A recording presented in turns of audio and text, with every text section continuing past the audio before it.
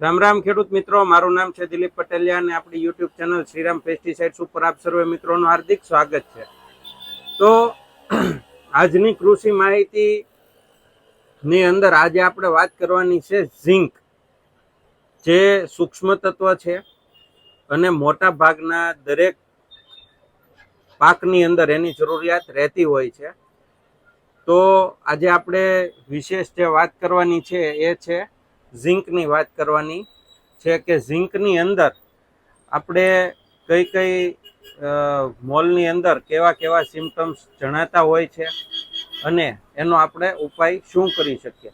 તો હવે આજની કૃષિ માહિતીની આપણે શરૂઆત કરીએ તો કે ઝીંક કઈ રીતે આપી શકાય. છોડની અંદર એના ડેફિશિયન્સી દેખાતી હોય તો આપણે કઈ રીતે એને પૂરું પાડી શકીએ.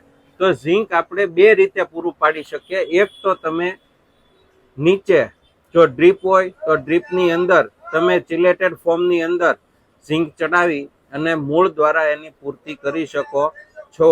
હવે જો તમારે ડ્રીપ નથી તો ગુજરાત 1 નંબરનો જે ગ્રેડ આવે છે એ તમે 1 વીઘાની અંદર 5 કિલો લેખે જમીનની અંદર આપી દો તો પણ ઝીંકની પૂર્તિ થઈ શકતી હોય છે. પણ તમારે ડ્રીપમાં પણ નથી આપવું અને જમીનમાં પણ નથી આપવું તો ઉપર સ્પ્રેથી તમે આપી શકો છો. તો સ્પ્રેની અંદર આપવા માટે આ જે ઝીંક જે આવે છે, આપણી પાસે અત્યારે એફએમસી કંપનીનું છે જીનાત્રા 700.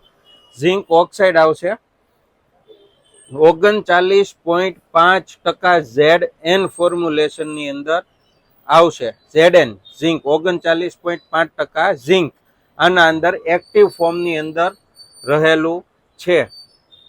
તો આની તમારે ડોઝ જે છે એ ઓછા વધતો હોઈ શકે, પણ નોર્મલી જે ડોઝ છે એનો જનરલી એ છે એક પંપની અંદર 10 થી લઈ અને 15 ml સુધીનો ડોઝ જે છે એ તમે વાપરી શકો છો. મોટા બધા ક્રોપની અંદર ઝાઝા જે ફાલ છે એના અંદર તમે 10 થી લઈ અને 15 ml સુધીનો ડોઝ તમે ઉપયોગ કરી શકો છો.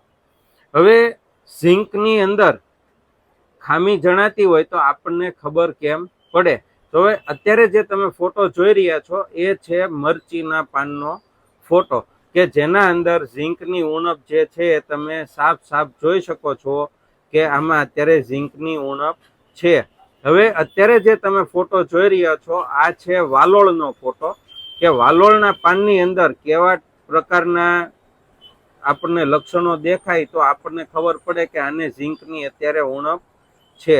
અત્યારે જે તમે ફોટો જોઈ રહ્યા છો એ છે મરચીનો ફોટો, કે મરચીની અંદર પાન જે છે એ સેજ ઉપરની સાઈડ કોર વળતી હોય, પાનની ઉપર પીળાશ પડતા ધબ્બા હોય અને ફૂલ પણ થોડા ઘણા ખરતા હોય તો એ છે ઝીંકની ઉણપ. પછી જે આપણે મકાઈનું વાવેતર કર્યું હોય તો મકાઈની અંદર એમાં કઈ પ્રકારની આપણને ખબર પડે કે ઝીંકની અત્યારે ઉણપ છે. તો આ પાન ઉપર જે પીળા કલરના લીટા તમે જોઈ શકો છો, આ ટાઈપનું જો તમને સિમ્ટમ્સ બતાતા હોય તો એ છે મકાઈની અંદર ઝીંકની ઉણપ. આ બીજો જે ફોટો છે એ પણ મકાઈનો જ છે, એના અંદર પણ તમે સાફ જોઈ શકો છો અને એના અંદર થોડી વધારે પ્રમાણમાં ઝીંકની ઉણપ છે. એના હિસાબથી પાન પણ સહેજ કોકડ વળવા માંડ્યા છે. હવે આ મકાઈનું જે પાન છે એના અંદર ઝીંકની ઉણપ હોય તો એ આછા પીળા કલરના પાન થઈ જતા હોય છે મગફળીની અંદર. તો મગફળીની અંદર જ્યારે તમને આવા પાન જોવા મળે તો તમે આસાનીથી સમજી શકો કે આ ઝીંકની ઉણપ છે, એટલે કે મારે એમાં ઝીંક આપવું પડે. કાં તો તમે નીચેથી આપી શકો, કાં ડ્રીપથી આપી શકો, અથવા સ્પ્રેથી પણ તમે ઝીંક આપી શકો છો. કોઈ પણ રીતે તમારે ઝીંક એ છોડ સુધી પહોંચાડવાનું છે, ચાહે સ્પ્રેથી આપી શકો. તો જો સ્પ્રેમાં આપવું હોય તો તમે આ જે જીનાત્રા છે 700, આ તમે એક પંપની અંદર 15 ml લેખે તમે મગફળીની અંદર આપી દો તો સારામાં સારું તમને રિઝલ્ટ મળશે. હવે જે આપણે વાત કરીએ તો કપાસની અંદર આ જે તમે અત્યારે ફોટા જોઈ રહ્યા છો એ છે કપાસના ફોટા. તો કપાસની અંદર જ્યારે ઝીંકની ખામી જણાતી હોય તો આ ટાઈપના પાન થઈ જતા હોય છે. આ જે બીજો ફોટો છે એના અંદર પણ જે ઝીંકની અને માઇક્રોન્યુટનની ઉણપ છે એ તમે સાફ સાફ જોઈ શકો છો. તો હવે કપાસની અંદર જો તમારે ઝીંકનો ઉપયોગ કરવો હોય તો એક પંપની અંદર 10 થી લઈ અને 12 ml સુધી કપાસમાં તમારે ઝીંકનો ઉપયોગ કરવાનો રહેશે લિક્વિડ ફોર્મની અંદર.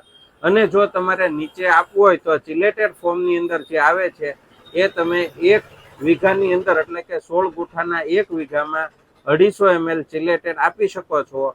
અથવા ઝીંક જે 1 નંબરનો ગ્રેડ આવે છે ગુજરાત, એ તમે 1 વીઘાની અંદર 5 કિલો લેખે તમે ઝીંકનો ઉપયોગ કરી શકો છો. તો આજે આપણે ઝીંકની માહિતી થોડી લીધી, થોડા જે અમુક છોડના નમૂના મેં તમને બતાવ્યા, એના ઉપરથી તમે જાણી શકો કે આપણા મોલની અંદર અત્યારે ઝીંકની ઉણપ છે કે નહીં. અને જો તમારે એમાં ઝીંકની ઉણપ દેખાતી હોય તો તમે એનો ઉપયોગ કઈ રીતે કરી શકો એની પણ મેં તમને સંપૂર્ણ માહિતી આજે આપી છે. તો આજે બસ કૃષિ માહિતીની અંદર બસ આટલું જ તે. વિશેષ કૃષિ માહિતી માટે જો તમે હજુ સુધી આપણી ચેનલ સબસ્ક્રાઇબ નથી કરી તો નીચે જે કાળા અથવા લાલ કલરનું બટન આવે છે એને તમે દબાવી અને ચેનલ સબસ્ક્રાઇબ કરી શકો છો. અને ઉપર જે અત્યારે તમને ગોળ નિશાની બતાવી છે જેના અંદર શ્રીરામનો લોગો છે, એને તમે ઓપન કરશો એટલે આપણી ચેનલ ઓપન થઈ જશે. એના અંદર તમામ વિડીયો મૂકેલા છે એનો પણ તમે લાભ લઈ શકશો. અને વિશેષ કૃષિ માહિતી જે અત્યારે તમને ચોરસ ચોકઠું દેખાય છે એના અંદર મૂકવામાં આવી છે તો એનો પણ તમે લાભ લઈ શકો છો. એ સાથે જ મને રજા આપો. જય જવાન જય કિસાન.